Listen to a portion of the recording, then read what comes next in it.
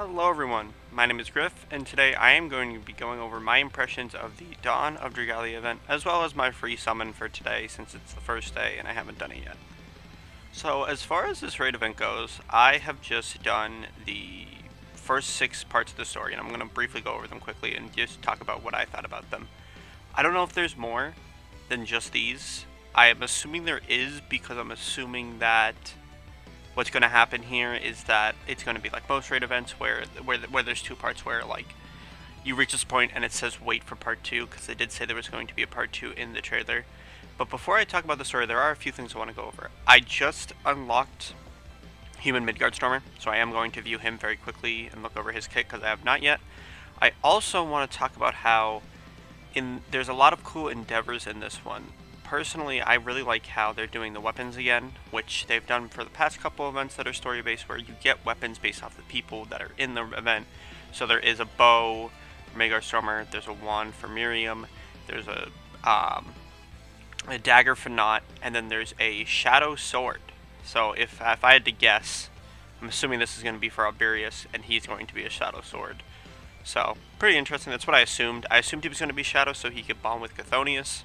You know, not really a hot take there, but another thing I want to notice is that there actually are the return, I don't know if I can view it, but there are the return of tickets in the raid event. So for the next 15 days, as long as this raid event's running, which I believe it is running for 15 days, you will be able to get a ticket every day that you do all the parts of the event. So it's pretty cool, it's pretty good. As far as other events and stuff go, you know, you have your basic tickets in here, you have your basic rewards like Damascus crystals, and you have the obvious, where are they? Yeah, convictions, which you get to I'm buying the mana circles of Midgard Stormer, and I'm going to quickly look at Midgard Stormer. Again, I have not looked at him at all. This is the team I was using. Mim's there in place of Miriam, Eden's there in place of Alberius, and Cleo's there because technically Cleo should be alive at around this period. She's in Miriam's alt, or in her art, so I'm assuming that she's shown up. She hasn't shown up in the story yet, but I'm going to add Midgard Stormer here. There he is. And I'm just going to quickly just optimize him. I don't really care what he has. It doesn't really matter. Actually, well, I don't want him to have that. For now, let's give him value, because that's probably what's going to be best on him. Let's see. So, I'm going to look over his kit. Humanoid, Midgard Stormer, Hero of Storms. That's a really cool name. I'm probably going to equip that later. Let's see what we have here in front of skills. Okay, so he does have 2 attacking skills here. So, he has this one, Ancient Tempest. I believe that's actually the name of his actual dragon skill in the game. It might not be, but it's definitely an attack he uses during his fight. Deals damage to enemy line, raises the dragon gauge if the attack connects. Pretty basic. And then Catastrophic Blast.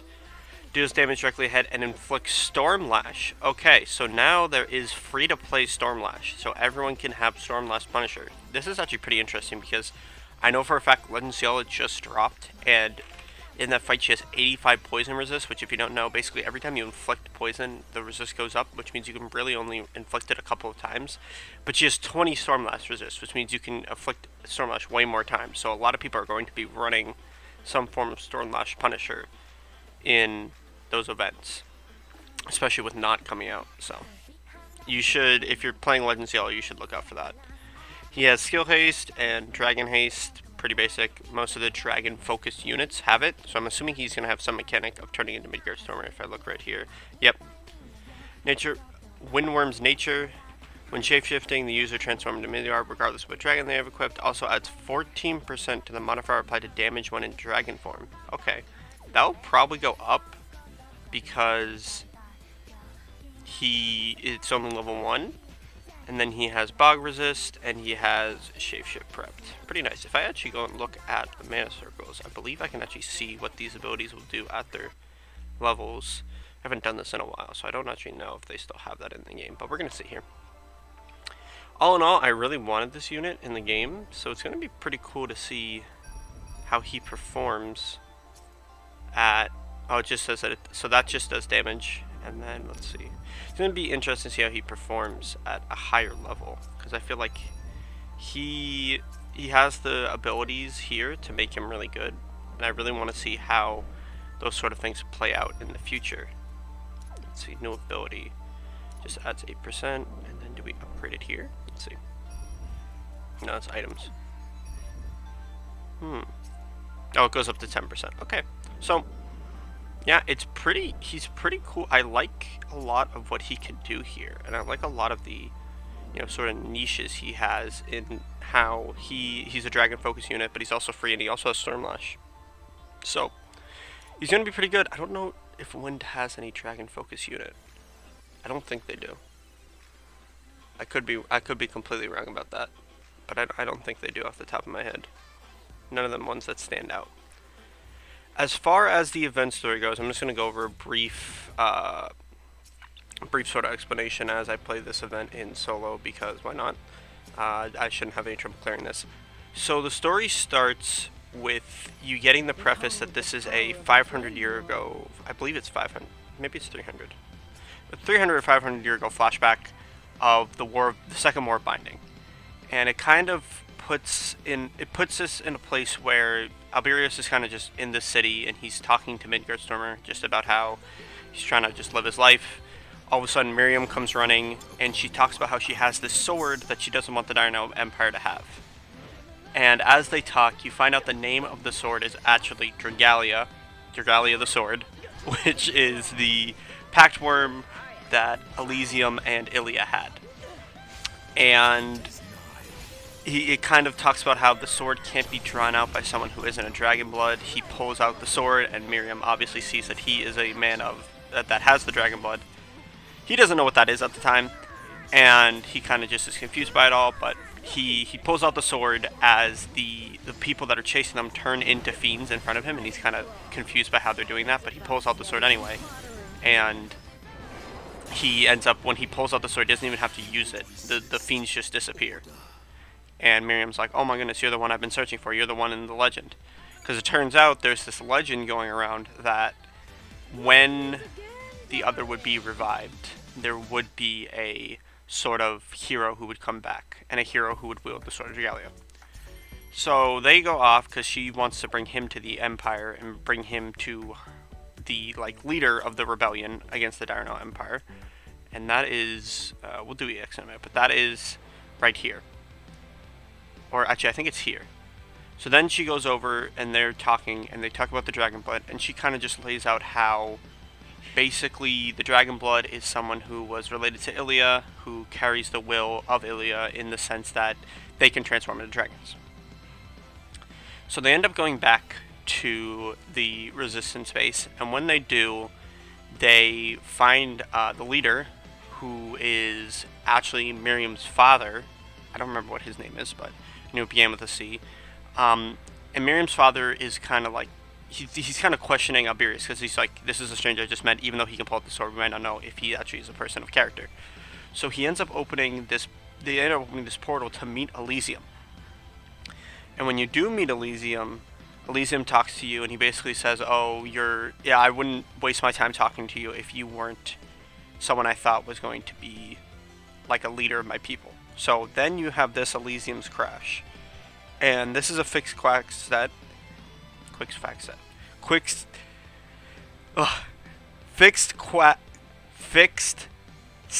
quest. Tongue-tied right now.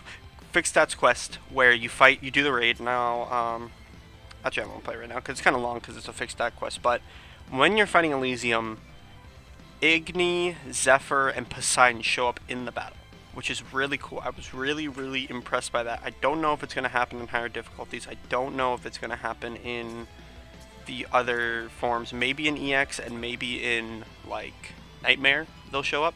But that was really, really cool to see, because it was kind of just like this, oh shoot, they're bringing these other forms in. And in the raid event, which I'm going to play right now, he has two bars. He has his wing barge and his soul barge. And from what I can gather, the wings are just parts, and they break as you attack them. And the soul actually comes from the attacks that he does. Like, if you defeated the 3 dragons, I believe his soul broke. So it's kind of interesting. But that raid event was formed as a trial, basically. A trial against Elysium. So he clears the trial, and right after that, or maybe it's right, I don't know. At some point, he goes to a village, and he meets Lindworm, who is basically, this is a village of dragons and people living in harmony, and Alberius kind of sees this, and he sees the whole process that's happening, and Lindworm actually talks to Midgardstormer, and Midgardstormer talks about how foolish it is that, you know, humans and dragons would kind of live together, because he kind of doesn't see them as equal. And Lindworm says, basically, why do we have emotions if we're not meant to use them? Because Midgard was kind of having the mentality of, we're supposed to be above them, we're supposed to lead them, we're not supposed to fall and succumb to what they would want. And we're not supposed to care about them. But Lindworm was kind of saying, we have emotions. If we have emotions, isn't that proof that we should love and be happy with these people? And that kind of rattled Midgardstormer. And then the Dino Empire shows up, and Lindworm actually ends up dying defending the city, and Alberius gets really sad, and he says that he's going to end up becoming the hero and becoming the person of legend that he wants to be and that they want him to be. Meanwhile, Midgardstormer sees this and kind of says, you're being foolish and I'm going to leave. So then he leaves. At that point, we cut to the leader of the rebellion, who we think is with the enemy, talking about how they're going to revive the other, and you actually end up finding out that the leader of the rebellion actually wants the power of the other to be controlled so that they can control him as people, kind of like the church can control him, which is an issue of itself. But regardless, when they do that and when that happens, they end up going to this town, and Miriam kind of is like, why are you leading the people away from where they actually are? Because they show up and the leader is kind of just like showing them where they are. And he's like, this doesn't make any sense. We then get a jump of kind of what's happened since Alberius became the hero, and you kind of get the story of, oh, he became the hero, he partnered with Chthonius, and he has all these stories of legend, and you kind of see Chthonius, he kind of just skips over it, you kind of just see the before and after, which I kind of disappointed, because I kind of want to know more about that pact, because that pact is super important. But it gets to a point where Alberius is sacrificing himself a lot, and right before Midgard left, he brought up the fact that that Alberius became so used to sacrificing himself, and it actually is the reason why he left, because he didn't want to be part of that. And it's interesting that he brings that up, because there's a direct parallel between Alberius and Eden at this point in my mind, because so much so, Eden puts himself in harm's way time and time again simply to just see what will happen to protect other people. And Alberius is kind of doing the same thing unknowingly. And he becomes so accustomed to it that he does it by nature. While they're in that place, and while they end up, Miriam ends up pointing out that basically they're on a hill, that the perfect place to revive the other would be on a hill. They end up, Alberius and Chthonius end up going on the hill. And while they're up there, the leader of the rebellion actually kills the leader of the Dino Empire and takes over the other. And he's kind of like, alright, now I have this power, I'm super strong. He ends up being overtaken by the other completely, and he gets destroyed. Kind of a problem. So now the other has been unleashed, he's revived. When this happens, Elysium kind of freaks out, because in his mind, humans were just supposed to defeat the other, and now they've revived him. So then they go and talk to Elysium and are like, you can't do this, we need to stop you. At that time, Elysium actually ends up coming down to Earth and inflicting all these national or natural disasters on the people of the world. And when he's doing this, he starts a fire, and he goes to Midgardstorm and he says, I need you to basically fan this fire so that it takes over the world. And Midgardstorm is like, I don't agree with that, and he kind of has the point where he turns back into a human, or turns back into his humanoid form, and says, this isn't what I want. I want to be with the people, I want to be with Alberius. And Chthonius shows up and he kind of says the same thing, that humans are weak, but because they're weak, they need leadership and they need partnership, and we need to be there for them, not just kill them, kind of thing. And then Elysium calls them all fools, and the final raid battle starts, whatever. All in all, the story so far is super good. It's definitely at a midway point, I feel like, because right now we're fighting Elysium, and then we're probably going to fight the other. So I'm assuming that the next part of this event will either be tied to the other completely or tied to Elysium completely. I don't know if they're going to do two bosses. I kind of hope they do, because they already have the boss fight done, so they could just recycle it. But it would make sense in a story sense, at least. Some cool things to note about the story, though, were basically, at that time period, we learn about how basically the concept of humans and dragons living together is kind of a novel thing, and Midgard at the very start of the event kind of points out how such a concept being novel is such a like crazy mindset now because it's so in place, like people living with dragons is so normal, but also how the religions of the time is basically worshipping a dragon, but the other religion is worshipping the other, but the other in a sense is basically a dragon in the sense of what he actually is. So it's just an interesting concept about how basically their religions are the same thing, and that's kind of what the leader of the resistance points out, that at some point religion is just a series of beliefs and a belief in power, and if you control the power you can control what the people think, and that you can be a hero even if you're not a hero. And that's kind of why he wants to seek the other, because he wants to claim that power for the church. He wants them to have power. Another interesting part of this is how Alberius straight up starts calling Miriam Mim. Like, he's like, alright, I like the name Mim, I'm going to call you Mim. And it kind of catches her off guard. Brunhilde hasn't shown up in the story so far. I don't know if she is. She might only show up in Miriam's story. I could see Miriam's story literally being about her and Mim bonding to the point of this being a thing and this being normal. So it could be a bigger point why Mim is Brunhilde in a sense, like why she chose that body. So it's an interesting story. I'm really curious how they're gonna end it, because it feels like right now they're kind of in a point where he has to fight Elysium to save humanity, but he also has to fight the other. So it's kind of, and Elysium is against both, and the other is against both. So it's kind of these three forces that are all against each other in a sense, and are all sort of allied in a sense, because they're all trying to fight each other, but they're also all trying to fight the other person, who the other person is also trying to fight.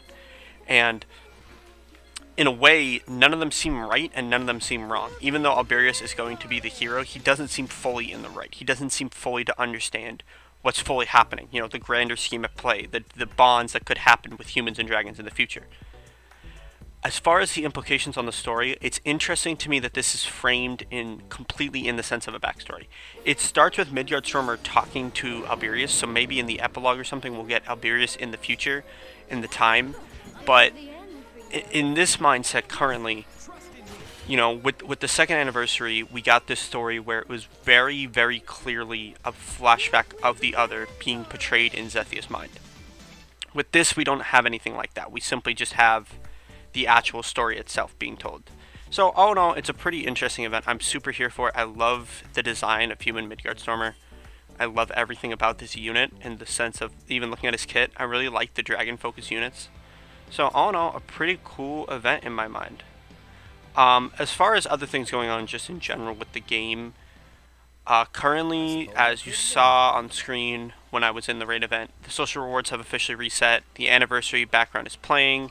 There are the Champions Road, which are for between base game to High Mercury to Ciel's Wrath, so it's based on win units. So instead of being based on flame units, being based on win units, so you get things like Queen of the Blue Seas, and you get things like Golden Keys and all that good stuff, and it ends up being, when you beat it, you get the 5,000 War Might. Pretty cool, all in all. And then, it's like I said with the event, there's all these different convictions and weapons, and there's more to come, definitely. You can see that there's a bunch more to come down the road here. So all in all, pretty cool event so far. Before I wrap it up, I am just going to do this free summon. As far as this banner goes, I am super looking forward to Notte. I'm definitely going to end up summoning her if I don't get her on my free summons. I'm debating whether or not to do any single... I don't think I'm going to, because I want to save any rolls that I could have. But all in all, super fun. So let's see what we get with our first daily tenfold. Alright. Let's see what we get here. Let's hope for a 5-star. Let's hope for Notte right here. If I got Notte right here, I'd be super excited. But I doubt that's going to happen. But we'll see. Oh no, there's a 5-star here. Okay. Okay, well here we go. We got a 5-star at least. Let's see how many. More than one? 2. Oh my goodness. Okay, it's a dagger. Oh my gosh. Did I seriously get her on my first tenfold? If I seriously got Notte on my first tenfold, I'm gonna be so excited. Oh my god. Well.